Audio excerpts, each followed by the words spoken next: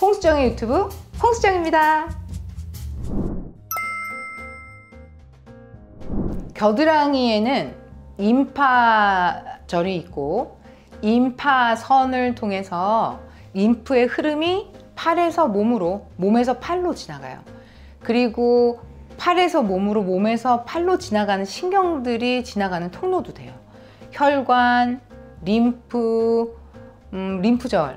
모이는 곳이라 겨드랑이는 만져질 것들이 잠재적으로 여러 가지가 있을 거예요. 통증을 일으키는 기전을 보면 첫 번째는 팽창됐을 때 통증을 주로 많이 일으켜요. 예를 들어 멍이 들어서 원래는 모세혈관에 지나가던 혈관들이 혈관 바깥에 터져서 피떡이 생기는 게 멍이거든요. 멍이 들면 멍이 풀릴 때까지 우리 몸은 아파요.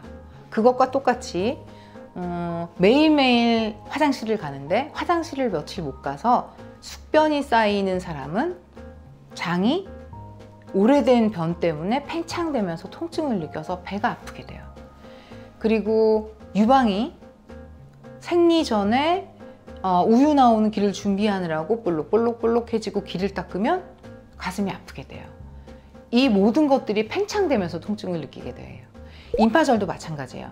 임파절이 병을 전달하는 역할을 항상 하는 장기는 아니지만 정상적인 면역 상태에서도 커졌다가 작아졌다가 할 수 있는 그 면역 장기라서 밖에서 나오는 바이러스, 박테리아의 인근 가까이 있는 임파절이 먼저 가서 싸울 군병들을, 면역세포들을 만드느라고 임파절이 커졌다가 면역세포들이 이제 더 이상 안 만들어도 될 것 같아 하게 되면 다시 가라앉게 돼요. 그 임파절이 급격한 속도로 빨리 커지면 그 팽창 때문에 통증이 일어나고, 통증이 일어나서 만져보다가 이거 뭐지? 하고 만져서 오실 수도 있어요. 그래서 주로 커질 때 아프고, 임파절이 면역 상태가 끝나서 이제 평화를 찾았어 하고 작아지면 그때부터는 있었던 통증이 사라지고 만져지던 게 없네? 하고 안 만져질 수도 있어요. 임파절염은 보통은 치료를 해야 되는 경우, 치료를 안 해야 되는 경우로 나누어 생각하시면 되는데, 치료를 해야 되는 경우는 커졌다가 작아지지 않아요. 지속적으로 점점점 커져서 샤워하면서 몸이 미끄러울 때 만졌는데 겨드랑이뿐이 아니라 목에도 만져지는 경우가 많거든요. 목, 두피에 만져지는 경우도 있고 턱 밑에 만져지는 경우도 있고, 안 만져지던 덩어리가 아프면서 만졌더니 볼록하게 만져져서 오시는 경우가 많은데, 지속적으로 점점점 커지면 치료가 필요한 경우의 가능성이 높아요. 만져졌다가 바빠서 모르고 살다가 다시 만졌는데 어딘지 못 찾겠어. 그리고 아팠었는데 아무리 훑어봐도 어디였더라?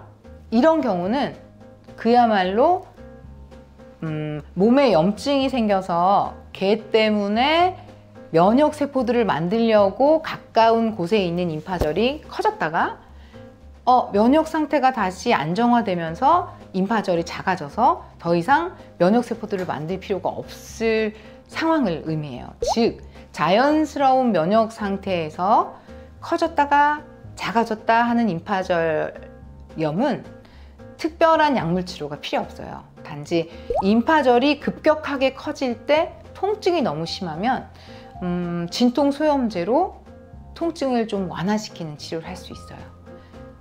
그렇지만 만져지던 부위가 점점 많아지고 여기저기에 볼록하게 생기는 경우가 더 많다면 치료를 해야 되는 임파절염 혹은 임파절의 종양 혹은 임파절의 다른 질병들이 지나가는 경우가 있어요. 예를 들어 결핵성 임파절염이라든지, 그럼 결핵약을 먹어야겠죠.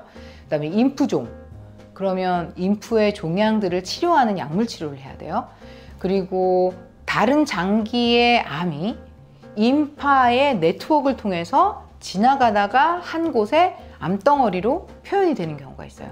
전이암, 이럴 경우는 원인이 되는 장기의 암을 치료하고 암이 퍼져 있는 곳을 치료하지 않으면 그건 가라앉지 않아요. 그리고 겨드랑이 있는 덩어리, 갑자기 뭐가 만져져야 해서 오시는 경우도 혈관염이 생기는 경우가 있어요.